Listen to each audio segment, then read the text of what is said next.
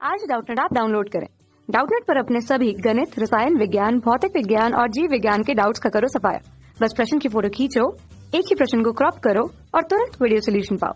अभी डाउनलोड करें। हेलो दोस्तों, आपका प्रश्न है, सिद्ध कीजिए कि दाब और आयतन के गुणनफल की विमाएं ऊर्जा की विमाएं होती हैं।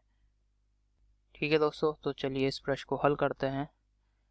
तो दोस्तों, दाब और आयतन, दाब को व्यक्त करते हैं P से, आयतन को व्यक्त करते हैं B से। तो हमें बताना है कि दाब और आयतन, इन दोनों का अगर हम गुणनफल ले लें अर्थात इनकी गुणा करें, तो इनकी गुणा करने के बाद जो भी मात्रक आएगा उसकी सहायता से जो हम विमा ज्ञात करेंगे वह विमा किसकी विमा के बराबर हो दोस्तों? जो ऊर्जा की विमा होती है। ऊर्जा की विमा क्या होती है? ऊर्जा का मात्रक होता है जूल, और अगर ऊर्जा की विमा देखें तो इसे हम J से व्यक्त करते हैं। तो यही P गुणा B, इन दोनों P दाब और आयतन के गुणनफल की विमा होनी चाहिए। तो अब इसे दोस्तों हमें सिद्ध करना है यह। ठीक है, तो यहाँ पे हम इसे कैसे सिद्ध करेंगे दोस्तों? दाब बराबर क्या होता है? दाब बराबर बल बटे क्षेत्रफल।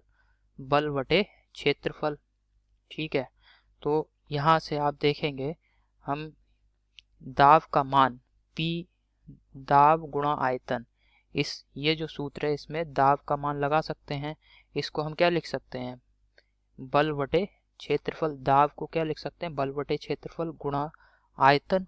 अब आयतन क्या होता है दोस्तों? आयतन को हम इस प्रकार लिख सकते हैं, आयतन की अगर विमा देखें आप, क्या होती है? Metre cube. तो आयतन को क्या लिख सकते हैं? क्षेत्रफल गुणा लंबाई या दूरी।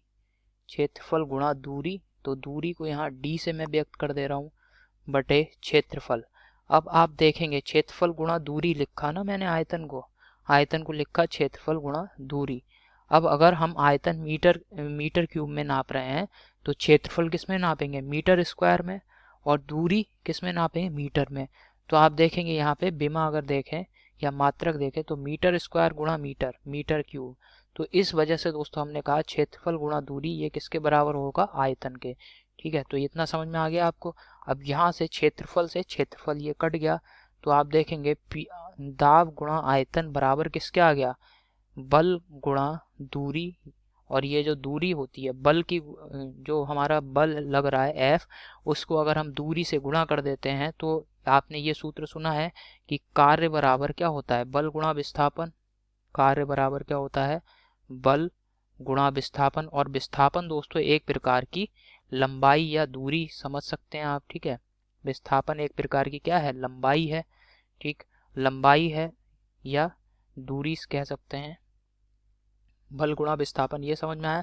तो यहाँ पे बल F है और विस्थापन क्या है? लंबाई है। जो भी हमारा निकाय है उसकी लंबाई D। तो इसको यहाँ पे F गुणा D, इसको हम क्या लिख सकते हैं? कार्य को हम W से व्यक्त करते हैं। और कार्य की जो विमा आती है, कार्य की जो भी विमा होती है वो क्या होती है दोस्तों? जूल होती है।